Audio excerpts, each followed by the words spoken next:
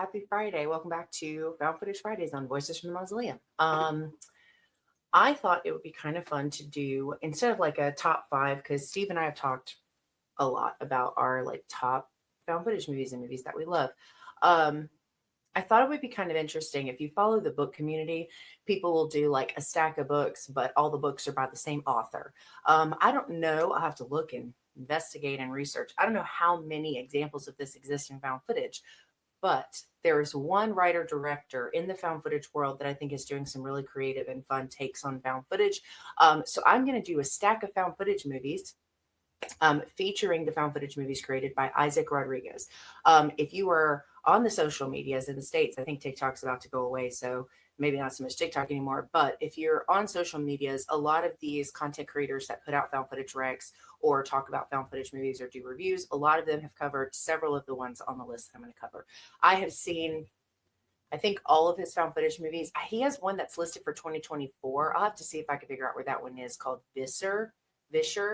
I haven't seen that one yet. I don't know if that's found footage or not, but that's a newer one. So he has done a lot of stuff from Christmas holiday movies all the way into the horror genre and the subgenre of found footage.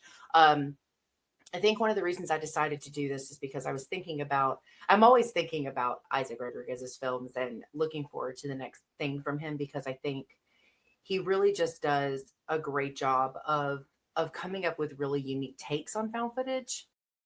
Quick pause there. I had to fix my mic setting. I just realized it was coming from the camera and it probably didn't sound super clear. Or maybe it did. I don't know. We'll see post edit. But essentially, I just wanted to talk about 5 of the found footage movies that he has done and the ones that I have seen, and just kind of some quick thoughts about them. This will be no spoilers, no ratings, nothing like that. Just a general discussion about this creative writer director in the found footage genre. So the first one I'm going to talk about is from 2019, Unknown Visitor. Now, Tom and I covered this one a while ago now. And like I said, I'm not doing full reviews. Unknown Visitor is a story told entirely from the perspective of a Ring doorbell. And I think, prior to seeing this, actually, I don't know, maybe in 2020, I actually had written a short about that because um, I think that the idea of telling a story through the Ring doorbell is super creepy because Ring doorbells are very creepy. Sometimes they'll go off for no reason or seemingly no reason. Sometimes they'll go off and there'll be like this giant creature of a bug sitting on top of it, which is super crazy and wild.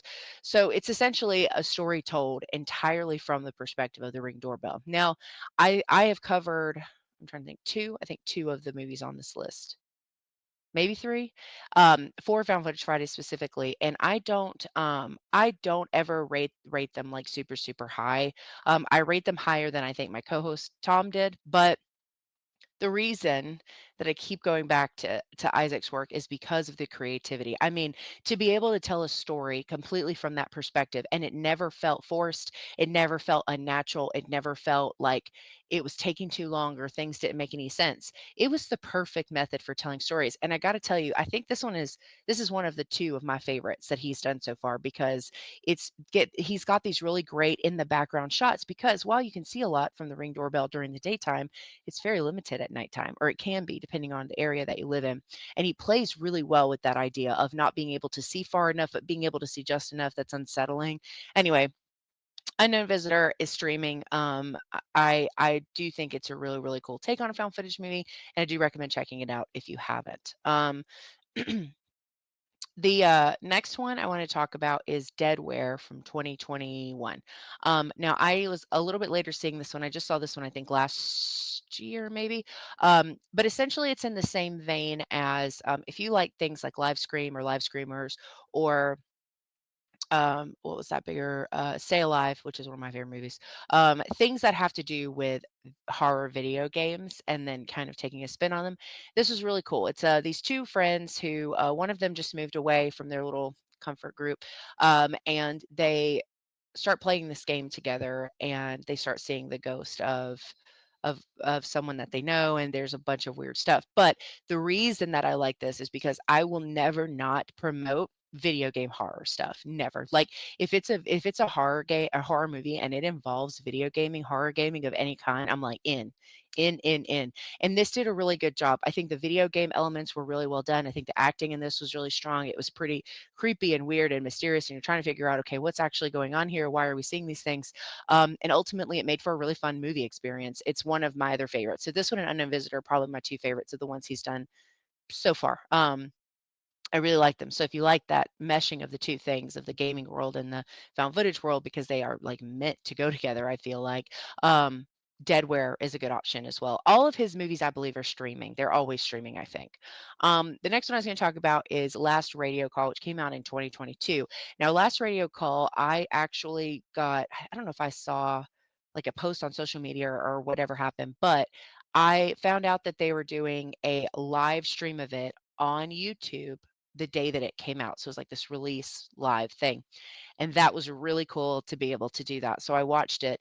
Um, Last Radio Call is another one that is taking these really common things in found footage and making them unique. I think that if you have seen things like I'm trying to think of what to compare it to give you like an example. Um, but essentially, I was going to read the description for this one because I'm not really sure how to summarize it. Um, but on June 30th of 2018, Officer David Serling went missing inside an undisclosed abandoned hospital. Using his recorded body cam footage, his wife attempts to piece together what happened to him on that horrible night. So it's body cam footage, but not the whole thing, because the other part of it is almost mockumentary, where it's her journey going to, because she does eventually go there, and she asks questions of other people that might have known something that happened. And of course, it's an abandoned hospital. He gets a weird call there, goes to check it out to do his job, goes missing, wife tries to figure it out. But I think the usage of the body cam is really cool. We've seen that a couple of times in some smaller things. I've seen it a little bit in like the Monster Project. It's done in one of the Horror in the High Deserts, I think two, Minerva. Um, but it's just another really cool way, because that's the best thing about found footage. A lot of people still, even in 2025, are like, I don't like found footage. It's shaky cam. I'm like, bruh, there's so many ways to utilize found footage in ways that elevate the storytelling in this way of doing this subgenre, and this is another really great way to do it. So Last Radio Call was really unique in that way. So if you're interested in something like that, definitely check that one out. um, the next one was called Town Full of Ghosts, which came out the same year. These last three all came out in 2022. This is a busy man. Now, all of his movies are only about, I'm trying to think if any of them are over an hour. I think they're all about an hour. So they're not shorts. They're feature length, but they're not like the typical hour 23, that most found footage movies are. But A Town Full of Ghosts is about this couple who buy this deserted little, like kind of looks like a westerny town, I think, is the best way to put it. And weird stuff starts to happen. Now this one is on the list mostly because I think they did such a good job with the location. I'm always fascinated with how people end up finding these cool places to film and make their movies. But there's this very interesting play of what is actually going on. Is there something supernatural? Is there not something supernatural? Is it related to, what is the husband or boyfriend doing, and why are these things happening? There's some really cool shots at night in this, some really cool storytelling. And again, the environment, the set that they used, which isn't really probably not a set, it's probably a real location, was really, really cool. And I'm always down again. I have certain things that will just always check boxes for me. Abandoned whole ass towns is always going to be one of them, because I would love to go visit an abandoned like town where like stuff still is. So that one's a really cool one too. If you haven't seen it, that one is also streaming. You could check it out. The last one I'm going to talk about is one that we actually also covered on Found Footage Fridays, but again, I'm not reviewing. I'm just kind of, promoting and highlighting this particular writer director and my favorite subgenre. And that's going to be Mr. Creep from 2022. Um, Mr. Creep is cool in ways because it plays on some interview elements, some documentary stuff. The interview, I think, with the killer is pretty unsettling at times. And then you've also got, these people who are doing the story on the killer, and then weird stuff starts happening to them. And I think some of my favorite pieces in this are there's pieces of their experience where they're trying to, put this documentary together. And they're in the prison themselves, and they see this like creepy ass doll thing. And I just think the use of that was really, really clever, and it made for kind of a cool experience. I think the only other, I'm trying to think of another example. There's a couple in the last couple years that have come out that are serial killery, but I don't feel like up until that point it was really done that often. I mean, we had the Leslie Vernon one, which was very, I would say, marginally different than Mr. Creep was. But anyway, I think Mr. Creep is a really fun take on the mockumentary style, including things like serial killers and interviews and things like that. I always like the idea of crime and horror and supernatural stuff kind of coming together, just more things that check boxes. And I've said this in every review, even if I didn't end up ultimately loving the film, I love the way that this guy's head works because I think he creates really unique found footage experiences, and I'm always super excited to see what else he comes up with. Now that I see that he has a 2024 one, I'm gonna have to go see if that's found footage and check it out. But I recommend checking Isaac Rodriguez out if you're into found footage. If you like horror, I think this could be a writer director that you would want to follow and pay attention to.